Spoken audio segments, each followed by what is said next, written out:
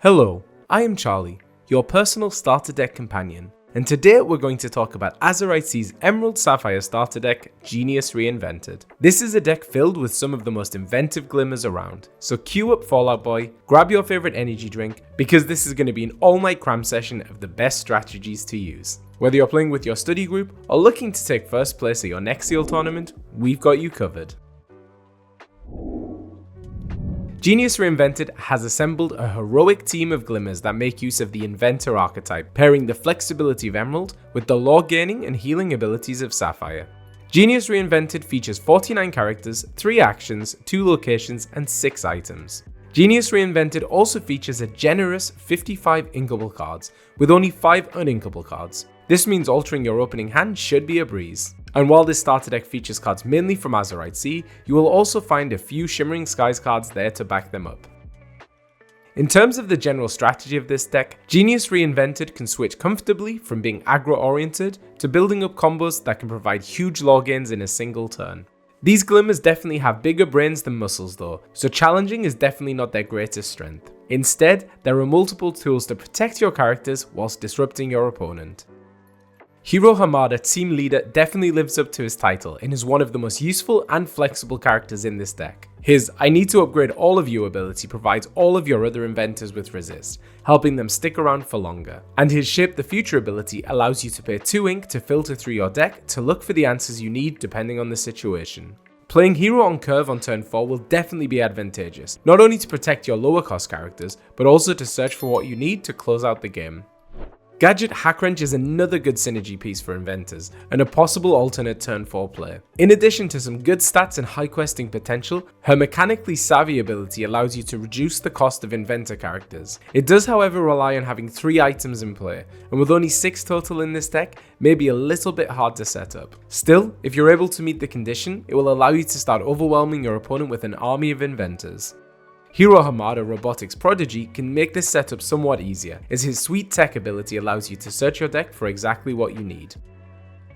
Baymax, Personal Healthcare Companion, and Antcass, Biggest Fan are 2 more characters that synergize well with your Inventors. Baymax can be played on 2 if you have an Inventor in play, giving you a well-statted character to play on turn 2 with the right setup. And his You Said Ow ability allows you to heal up your characters as well, so that they can keep on questing for longer.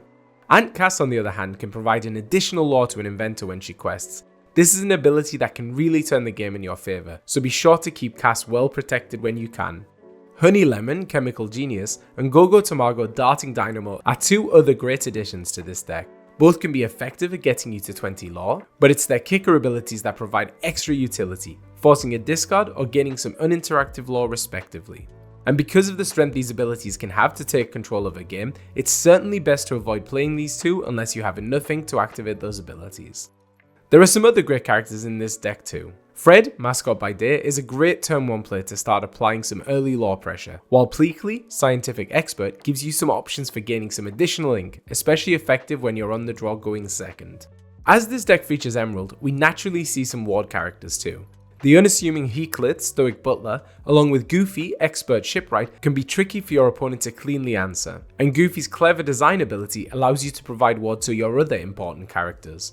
Since this is a collection of cards lacking a bit of strength, dealing with your opponent's side of the board will largely come down to your items. Fortunately, Emerald Chromacon and Megabot are surprisingly strong options here. Emerald Chromacon will allow you to return a character to hand when one of your characters is banished during your opponent's turn. This simple item provides a ton of utility and can be used to swing tempo, but can also be powerful for returning your own characters, especially those with on-play abilities you want to use again. Megabot, on the other hand, can handle either items or damaged characters. Putting a single damage on a high willpower character will allow you to banish it with Megabot. Do be aware though that it enters play exerted, so will only come online during your next turn. As with many starter decks, card draw is limited. Clarabelle, Contented Wallflower, can draw you a card if your opponent has more than you, so be sure to take advantage of this and play strategically. While Heffalumps and Woozles is a great tool to disrupt your opponent and draw you a card simultaneously. Finally, it's worth mentioning the action You Came Back, which allows you to ready a chosen character. This is a great tool to help you close out the game. Being able to quest twice with a 3 lore character such as Gadget or Ludwig von Drake may be all you need to close out a game, so be sure to hold on to this action and use it at the right time.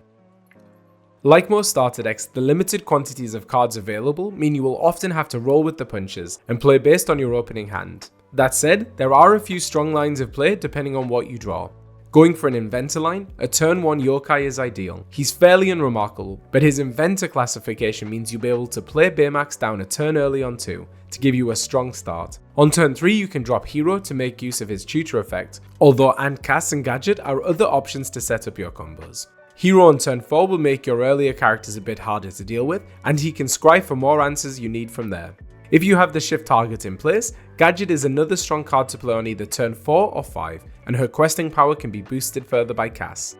If your opening hand ends up a bit more aggro, Fred is another great turn 1 play, as he'll almost always be going for a minimum of 3 lore. Gadget Hack Wrench on 2 is a reasonable option, although you can certainly play Go-Go or Honey Lemon if needed, even if you can't make the most of their abilities. Play Prince Philip on 3 to keep up the lore pressure, and follow up with the Heathcliff or Dawson on turn 4. If you're able to follow up with Ludwig on turn 5, you'll have a huge lore lead it will be difficult for your opponent to recover from. If you're looking to upgrade this deck, there are certainly some strong options depending on the style you wish to play. Firstly, look at cutting the characters that don't fit the style you want to go for. Basil and Dawson unfortunately lack any distinct synergy, and a card like Alistair Cray is maybe too situational to be much use most of the time.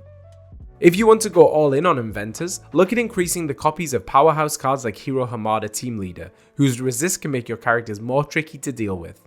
And Cass is another good option, as she can help accelerate the lore race, especially if there are more Inventors for her to target. Since you're playing Sapphire, options to ramp your ink more quickly are certainly welcome. Tadashi Hamada Gifted Roboticist is a great fit, since he can apply early lore pressure and has the Inventor keyword, making him synergize well with the other cards in this deck. You could also opt for the tried and true ramp options, such as Tipo and One Jump Ahead, or even add some copies of the new card, Sail the Azurite Sea, to provide some additional draw too. Speaking of card draw, Hiram Flavisham and Popsicle should almost be auto-includes, since they represent one of the strongest draw engines in Lorcana. Hiram is also an Inventor, so can benefit well from the abilities of the other characters in this deck. Yokai, Enigmatic Inventor, could be a fun card to include too, allowing you to replay your Popsicle or even cheating out items like Megabot sooner. And if you're adding some cheap items, think about increasing the copies of Gadget, since her ability will be far more consistent with more items available. If you prefer more to lean into the aggro approach, many of these same cards are useful, but definitely consider increasing the copies of Fred as a strong turn 1 option. Honey Lemon and Gogo can definitely do work in a more aggro oriented deck, and can provide you with some much needed utility. Another Hiram Flavisham, the new Curious Inventor, could definitely be another good fit, since he can be protected by Hero and given extra lore by Cass. And if you want to get a head start and order any of these cards to upgrade this deck, be sure to use our TCG Player affiliate link in the description of this video. It's the easiest way to support our channel, and you can get the cards you're looking for too. And that's our guide for playing Genius Reinvented. If you're looking for a guide on the other starter deck for Azurite Sea, a seaworthy crew, you can check that out already to get you prepared for release. The link's down in the description.